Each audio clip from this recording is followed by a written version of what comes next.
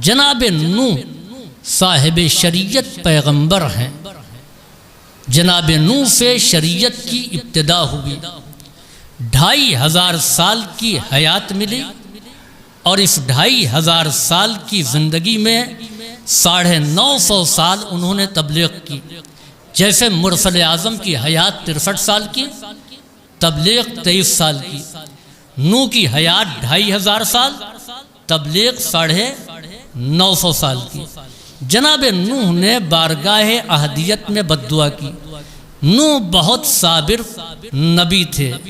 आप वाक़यात जनाब नूह पढ़ें। उम्मत ने सताया, उम्मत ने परेशान किया, जनाब नूह की बातों को नहीं सुना, उनको पत्थर मारा, उनको तकलीफ़ें पहुँचाईं और इतना पत्थर कौम मारती थी कि नूह उस पत्थर में छुप जाते थे।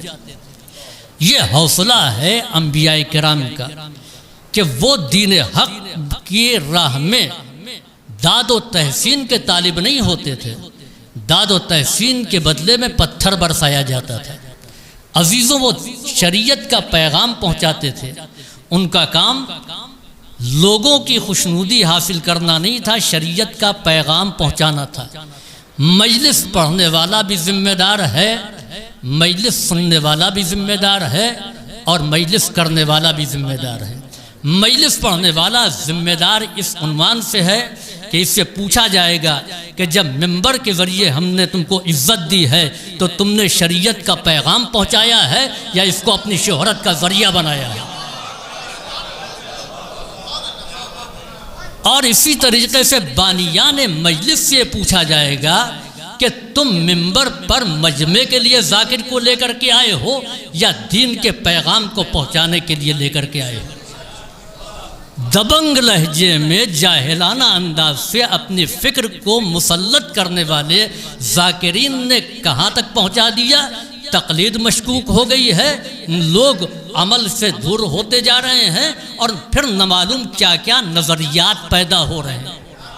तो ये बानियाने मजलिस से सवाल होगा, तुमने मजमे के लिए मजलिस की है ना, तो फिर मजमे से अजर भी लेना, सवाब भी लेना।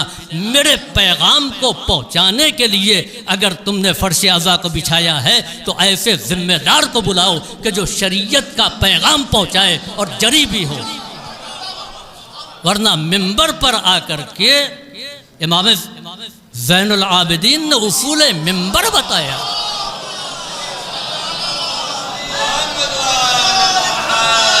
इज़न ली या यज़ीद हत्ता अस्उद अला हाज़िहिल आवाद अतकल्लमु बिकलिमातिन फ़ीहिन्ना रिज़न लिल्लाहि व लिहाउलाइल जुलसाए अजरुन व सवाब।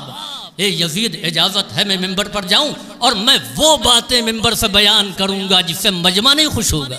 वो मजमा खुश होने वाला नहीं था जिसके सामने इमाम सज्जाद तकरीर कर रहे थे। कहा मैं वो बातें बयान करूंगा फ़ी हिन्ना रिज़न लिल्लाह, जिसमें खुदा की खुशनुदी है और सुनने वाले को सवाब मिले।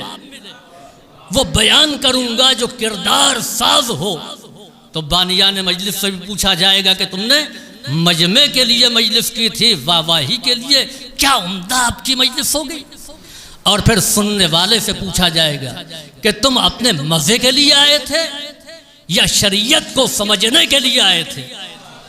जिस दीन के लिए इमाम मजलूम ने कुर्बानी दी है बेमिसाल, क्या इमाम ने इसलिए कुर्बानी दी कि उनका जुलूस निकले, उनका नाम हो, हर जगह उनका चर्चा हो? नहीं, मकसद है दीन इलाही बच जाए।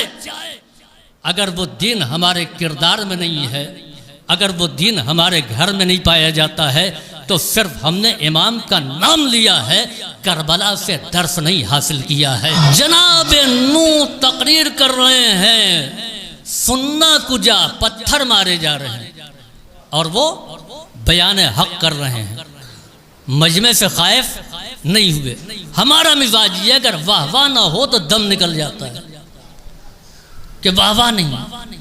मजमा मेरी मजलिस में आए और मेरी तरफ पीट करके बैठ जाए तो 10 मिनट शायद मैं ना पढ़ सकूं। जनाब नूह कैसे खतीब थे, किस अंदाज में खताबत कर रहे थे कि पत्थर पढ़ रहा था, नूह ऐलान हक कर रहे थे, पत्थरों में नूह छिप गए। और उसके बाद क्या हुआ? रवायत ये कहती है कि नूह पत्थरों में छुप जाते थे। जिब्रील शाम को आते थे, पत्थर से नबी खुदा को निकालते थे, परों से मस करते थे, शिफा मिल जाती।